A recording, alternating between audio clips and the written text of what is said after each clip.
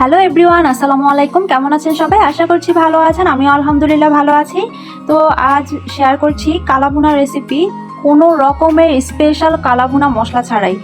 তো ঠিকই শুনছেন, কোনো রকমের স্পেশাল কালাভুনা মশলা ছাড়াই আজ আপনাদের সাথে শেয়ার করছি কালাভুনা রেসিপি। খুবই সহজ, বাসায় থাকা অল্প কিছু উপকরণ দিয়ে খুব সহজেই বানিয়ে নেব কালাভুনা। তো প্রথমে আমি এখানে নিয়েছি 1.5 কেজির মতো গরুর মাংস, দিয়েছি হলুদ গুঁড়া, দিয়েছি রসুন পেস্ট, আদা পেস্ট পরিমাণ মতো, দিয়ে দিয়েছি জিরা গুঁড়া, ধনিয়া গুঁড়া 2 টেবিল চামচ করে, দুটো মিলে মানে এক টেবিল চামচ করে, আর গরম মশলা গুঁড়া দিয়েছি 1.5 টেবিল চামচ, আর এখানে দিয়ে দিয়েছি বেরেস্তা 1 মুঠো, আর কিছু পেঁয়াজ কুচি, কাঁচামরিচ ফালি, এরপরে কিছু 2-3টা তেজপাতা দিয়ে ভালো করে মাখিয়ে নেব। তো আমি এখানে যেহেতু গরম মশলা গুঁড়াটা ইউজ করেছি আর গোটাটা দিব না, অনেকেই দেখা যায় যে মাংসতে অনেক গোটা মশলা দিয়ে দেয়, গরম মশলাকে যেটা বলা হয়, তো ওটা দিলে কি হয়, খাওয়ার সময় অনেক মুখে লাগে, খাওয়ার সময় তো খেতে ভালো লাগে না তখন। তো আমি সব সময় গুঁড়াটাই ইউজ করি, গোটাটা কমই দেই।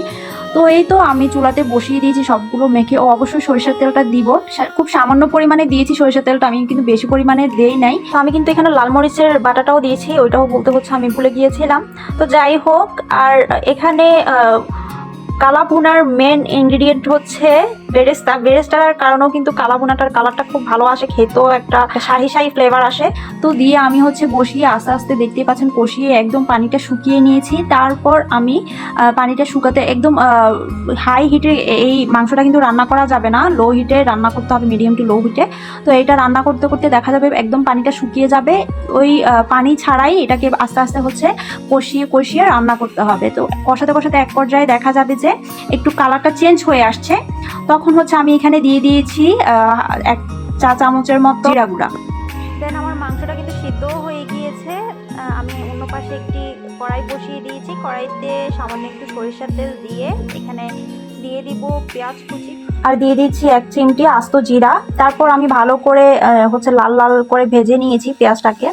তো এ পর্যায়ে আমি পেঁয়াজটা লাল লাল করে যখন ভাজা হয়ে যাবে, আমি ওই কালাভুনাতে দিয়ে দিচ্ছি। দেখতেই পাচ্ছেন মাংসের কালারটা অনেকটা সুন্দর এসেছে, আর এই বেরেস্তার কারণে কিন্তু আরও খুব বেশি সুন্দর হবে। তো এবার আমি আরও কিছুক্ষণ চুলায় বসিয়ে নেড়েচেড়ে আরও কিছুক্ষণ ঢেকে রাখবো চুলাতে, লো ফ্লেমে।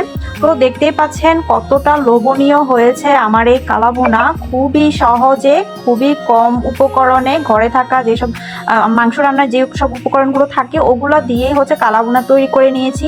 কালারটা যেমন সুন্দর আসছে, তেমন কিন্তু খেতেও মাশাআল্লাহ অনেক মজার ছিল।